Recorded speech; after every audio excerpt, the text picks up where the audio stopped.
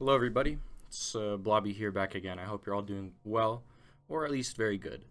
Today is going to be a little bit different, as I'm hopefully not going to be in this video all on my own, as I did have a really good friend of mine help me do some research for this video, because it's something that he enjoys just like I do, or I guess he enjoys it a lot more than I do, but I do find some of these pretty interesting. So today we're going through the Creepypasta Iceberg. The reason I chose this one specifically, unlike a lot of the ones in the past where I just thought they were interesting, Slenderman, the 8 pages, if you didn't know, is reaching its 10 years anniversary on the 26th of this month, which is June. So hopefully by the time this video is uploaded, it will probably be either the day of, the day before, as I hope, but it might end up taking a while for me to upload and get everything done. So if it's a little later, I'm sorry. But if you've never watched an iceberg video before, it's basically a chart where the top layer or the tip of the iceberg has the most well-known information, and as you dive deeper, you find more and more obscure things until you reach the very bottom of the depths. So with that being said, let's just get right into it.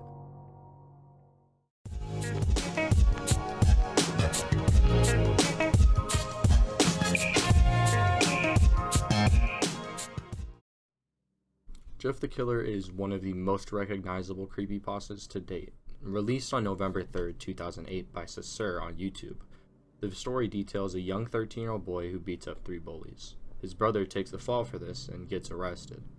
After this, the bullies arrive at a party with guns to kill Jeff. They beat him, lighting his face on fire and pouring bleach on him.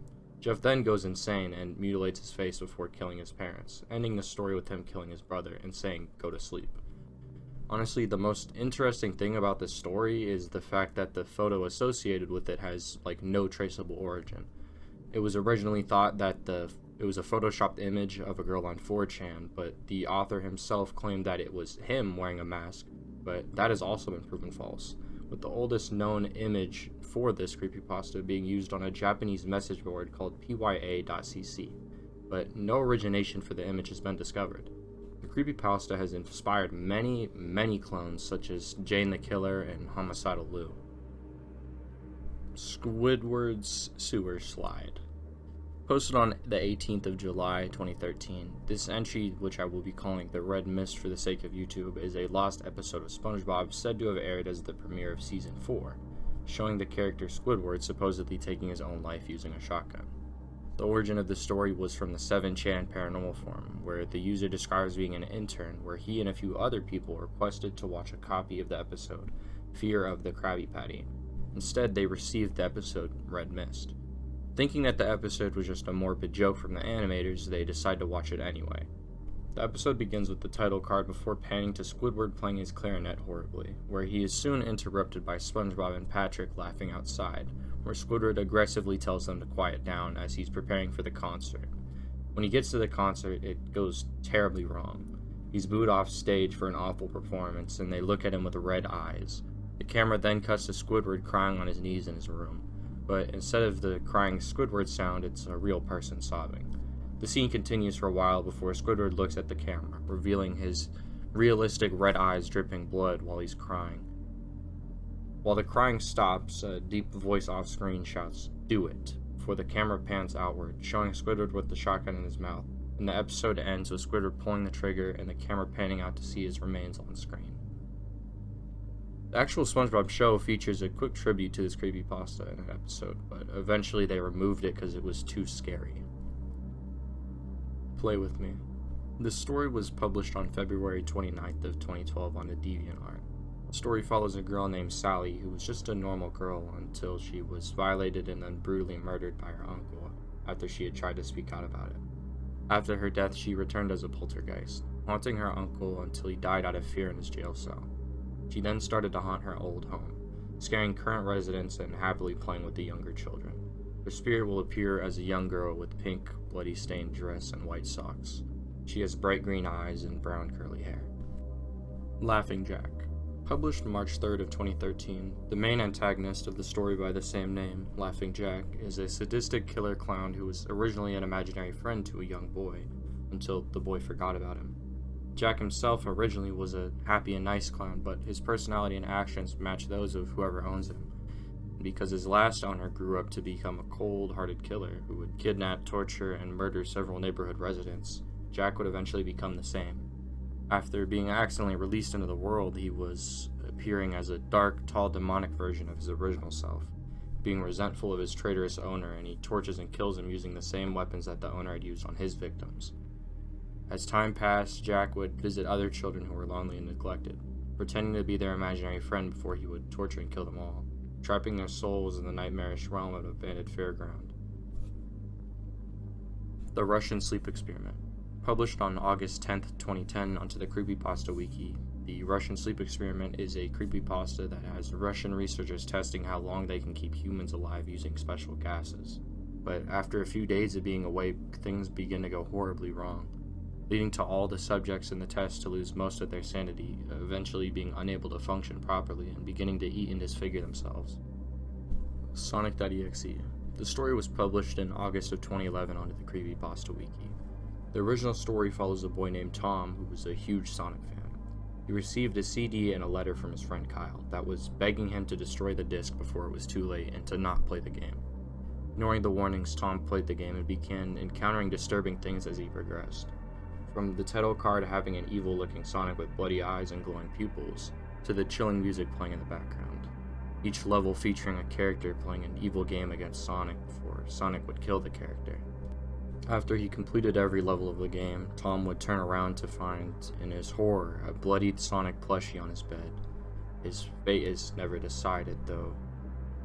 Herobrine, one of the most popular Minecraft-related creepypastas that actually kind of freaked me out when I was really young. The origin of the character appearing on 4chan's V-board, but gaining very little attention. The post stated that Herobrine had appeared in a single-player game, littering their world with various pyramids and tunnels, being the first post that had named the character Herobrine. The story would gain popularity when a streamer would Photoshop Herobrine into several screenshots and show his chat. After receiving good reactions, he decided that he would stage a hoax, creating a retextured painting and having it appear in his world during a stream before he would scream and end the stream. Slenderman, probably the most well-known and largest creepypasta ever made. Originating on a 2009 Something Awful forum post that had asked people to create paranormal images using Photoshop. The original photo was a group of children being stalked and abducted by a tall, thin, spectral creature in a black suit. The witnesses only describing the creature as Slenderman, and from then on the post spread like wildfire across the internet, quickly spawning numerous fan arts, cosplays, and creepypasta horror stories. The Slenderman story has not only just spawned multiple games, including the most well-known one, Slender the 8 Pages, which had even furthered the popularity around the creepypasta, but with the growing popularity, there's bound to be some problems, with the most infamous one being the case of Clayton Littner, who was tricked and then stabbed by her two friends in an attempt to become proxies so they could live with Slenderman. The story has had also multiple failed movie attempts, including one major motion picture in 2018, as well as multiple YouTube series that were based around the famous character. Jane the Killer. Originating in 2012, Jane the Killer is a fan-made character that was made to rival Jeff the Killer. The story of Jane states that Jeff the Killer had brutally murdered both of her parents, and after years of picking up extra shifts and working hard to take care of herself and her sister, she saw an ad to give blood to receive $150. She's tricked by the government into being injected with, quote, liquid hate. She was the first of 25 people to survive the injection, and decides to use her newfound powers gained from the serum to get revenge on Jeff. I know typically I don't want to be a hater on this channel, but liquid hate was the best thing you could have come up with, really? That's what that could... No, whatever. Hey, Wokey. In July of 2009, a YouTuber named Thomas Rengstroff posted a video featuring an animatronic Michael Jackson, which had quickly become a cryptid due to the fact that the animatronic looked extremely disfigured. It was relatively not well known, but gained major traction in 2019 after the growth of memes about the character and the creation of a video game featuring the character had magically appeared on the internet. Eyeless Jack. The original Eyeless Jack creepypasta was deleted, I believe, but I think it was roughly released around February of 2012. The story is in the first person, where the author moves in with his brother. During the night, his kidney is stolen.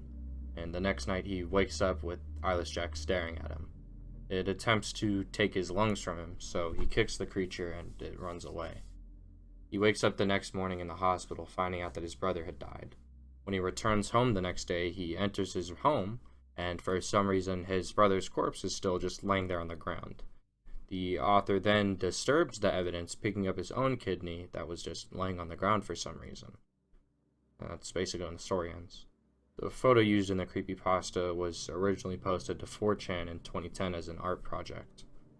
Ben Drowned is one of the best creepypastas out there, so I'm going to keep this summary brief. Posted by Judesable on June 14th of 2009 to his own wiki, which was originally posted on the paranormal board of 4chan, Ben Drowned followed the author's retelling of creepy glitches. He obtained a free copy of Majora's Mask from an old blind man, and that's when the terror begins. The biggest selling point of the story at the time was the fact that the author had posted the horrifying experience he faced on YouTube as its own series. This gave a large piece of outside evidence that convinced a lot of people that the story was real. Of course it's not, but at the same time, that idea was really original. The Backrooms. Again, this isn't really a creepypasta, I would say. The Backrooms, like many other, has originated from the paranormal board on 4chan as of May of 2019. The post gave the ominous warning of no clipping out of reality and finding yourself in a subliminal space. The Backrooms has been extremely fleshed out, with a couple thousand layers each with their own theme. The Backrooms has more recently been extremely popularized by the very talented Kane Pixels on YouTube. The video series that he created gives a look into what the Backrooms might actually look like if they were real. The SCP Foundation. Originating on the paranormal board of 4chan in 2007, the SCP Foundation has grown to multiple thousand entries. SCP standing for Secure, Contain, and Protect. The original and most recognizable SCP is SCP-173, which will break anyone's neck if it's not stared at directly, and blinking causing it to move closer to you. SCP has inspired many video games, most popularly SCP Containment Breach. The SCP Foundation is just a fictional organization which captures and records the different monsters found around the world. And also, if you couldn't tell, this is not a creepypasta once again.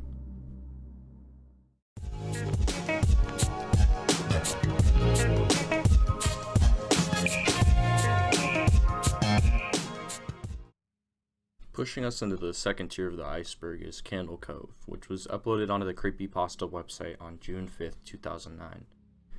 Cove is a television series that was recollected as real from a number of forum posters on a nostalgia forum, but with each recollection about the show, it had become more and more disturbing. The NoEnd House story was a story with the oldest recorded date I could find for it being in 2012. The story is actually really good. Very good, in fact, that it had ended up becoming a full-length season in a show called Channel Zero in 2016. A very, very quick, basic summary of the story is a young man accepts a challenge to make his way through a haunted house in order to make $500. The Expressionless. Posted to creepypasta.org on the 22nd of August 2013, this story is about a woman who had appeared at a hospital in Los Angeles, wearing nothing more than a white blood-covered gown. As doctors tried to help her, they realized that she wasn't quite human, her face being closer to a mannequin than anything else, and while trying to help her, they find a kitten clamped in her jaws. She had attacked multiple members of staff when they had attempted to sedate her before she ended up baring her large, sharp teeth. And then she killed multiple doctors before letting the final doctor she kills, or I guess the only doctor that lives, she says that she is a god to them, which is a trait, or I guess just a corny quote, I guess. I don't want to be a hater once again, but I am God thing is kind of overdone, I feel like. The Puppeteer. Posted to DeviantArt on December 5th of 2013, the Puppeteer is a vengeful spirit that feeds on loneliness and depression. Described as a tall male with an intimidating demeanor, who is typically wearing grungy clothing, the origin for the Puppeteer is a teenager who had an awful breakup with the love of his life, where he proceeded to seclude himself away from all other humans before he would commit unalive. Then he would wake up, his spirit filled with wrath and anger, transforming him into the evil he is today. Abandoned by Disney. Published May 20th of 2013, Abandoned by Disney follows a man who is wandering through an abandoned Disney park, looking around, basically just trying to take pictures of things or find anything interesting. And he doesn't find anything like that until he enters a cast members only room, discovering an odd set of characters that included a Mickey Mouse with an inverted color scheme. He decides that he wants to grab one of the cast members' suits and take a picture of it on the ground, so he has at least something to take home. That's when the Mickey Mouse character stands up from the ground, slowly speaking to him in an odd Mickey Mouse voice, asking if he wants to see him take off his head before attempting to pull at his head, crying and pulling the mask off while yellow blood seeps out, causing the narrator to quickly flee from the place, his camera getting damaged and losing all of his photos in the process. The Smiling Man. Uploaded to r/NoSleep in April of 2012, The Smiling Man was a creepypasta about a strange man who was dancing down the street late at night, and with each waltz the man had become closer and closer to the narrator until the narrator would finally yell at him, causing him to slow to a stop before dance walking away. But as the narrator watches him slowly get further and further, he realizes that he wasn't dancing away anymore, he was running back at him, causing the narrator to run away, finally escaping the man and never seeing him again. Mouse.avi. A video uploaded in November of 2009 featuring Mickey Mouse walking down the road while eerie piano music plays in the background.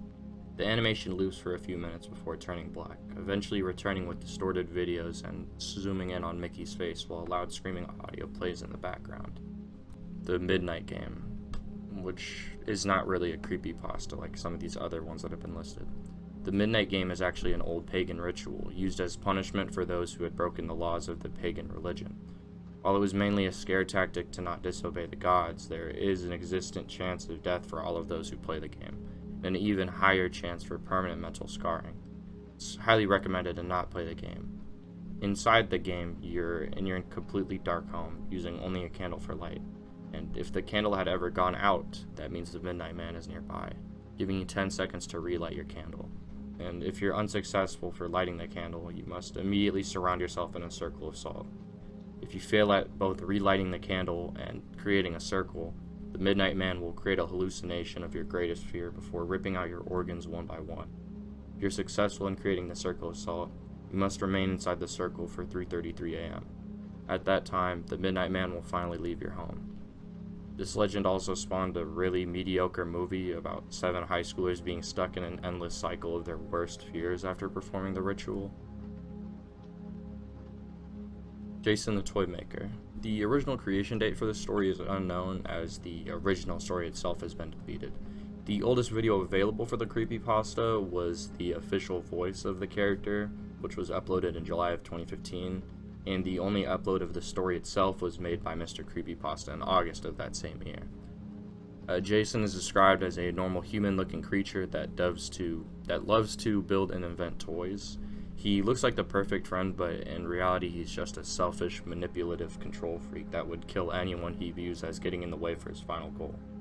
His end goal is to convince the quote-unquote chosen one to make a promise to stay with him for all eternity. But no matter what the Chosen does, Jason will never see it as enough. Nathan the Nobody was a character appearing in the story Nobody Saw It Coming, which was uploaded May 23rd of 2017 onto creepypasta.com. Nathan, who's described as having long black hair, fair skin with heterochromia, one green and one blue eye, standing at 6 foot tall. He wears a white long-sleeve shirt with a gray vest and gray sleeveless coat, black pants, and boots. He also wears a mask that partially covers his face. Nathan grew up with his twin sister Crystal and his mother, his father having walked out on them early on. Nathan took it upon himself to keep his mother and sister safe, but one unfortunate day, him and his sister were both abducted, and upon infuriating their captors, they were left behind a metal door to rot. His sister, eventually receiving more and more torment from their captors, was brutally murdered just before Nathan could escape his imprisonment. And once realizing he failed to keep his sister safe, he decides to take care of the group that had made her suffer, killing all of those he views as being a part of that organization. The Bloody Painter, which was uploaded to YouTube in 2016, is described as a man with black hair and blue eyes, typically wearing a blue jacket with a yellow smiley face pin. He wears leather gloves and a white mask that has blackened eyes and a red smile. The original story for the painter was uploaded to DeviantArt on September 30th of 2017, and it has a therapist speaking to the painter named Otis about the horrific massacre he committed at his school. He begins as a very closed-in individual about the situation, but after prodding from the therapist, he explains everything and the motives for his killings. You're still young towards the start, but as time progresses and more is learned about him, he's a very peaceful individual who minds his own business. But eventually, 7 years later, he's released from prison. But only a few years after he's released, people start to go missing. Eventually, a CCTV camera catches a shot of a man wearing a mask with black eyes and a wide red smile. Police were unable to figure out who the killer was or any motive about them, so they realized all of the victims had been in the same class as Otis, before he had gone to the hospital. Eventually, investigating Otis's home, they discover a corpse hanging upside down with a twisted face and a ripped open neck. And the further they looked, the more corpses were discovered, each person's flesh being used as a drawing canvas. Eventually, the therapist receives a letter from Otis, explaining what had happened all those years and his thoughts about seeing the therapist again. The story ends with the therapist hearing their door open as they panic. Marble Hornets, an ARG that began in 2009 and spanned up until 2014. I don't really want to say too much just because I really do enjoy this ARG, and if you haven't taken the time to check it out, please watch it, as it's definitely one of my favorites that I've ever seen. A quick description I'll give is from the Wikipedia page itself. The series follows Jay Merrick, who is attempting to figure out what had happened during the filming of Marble Hornets, which was an unfinished student film made by his friend Alex Crowley. Gateway of the Mind. Uploaded to Creepypasta.org on April 10th of 2013, Gateway of the Mind describes a research team that had theorized humans without any access to their senses or any ways to perceive stimuli would be able to perceive the presence of God. They found an old man who had, quote, nothing left to live for, who was willing to be purged of all his senses. After being purged of all his senses, he was monitored. He would speak aloud about his state of mind in jumbled, slurred sentences. Eventually, after 4 days, the man claimed to be hearing hushed, unintelligible voices in his head. 2 days later, he could hear his dead wife, then beginning to name dead relatives of the researchers, expressing information that only they could have known. And at that point, a large sum of the researchers would leave the study. Eventually, he became distressed, too overwhelmed with the bombardment of voices in his head, refusing to leave him alone. Trying to elicit any sort of real feeling, he would thrash about, trying to hurt himself.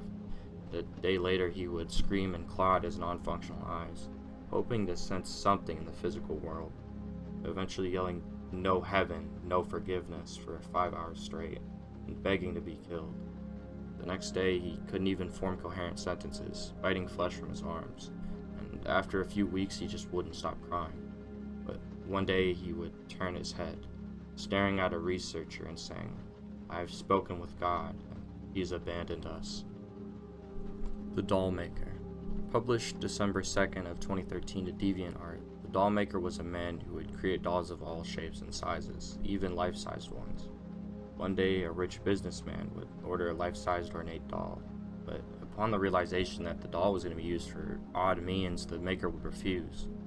The businessman would become so enraged that he had sent hired arms to get rid of the Dollmaker.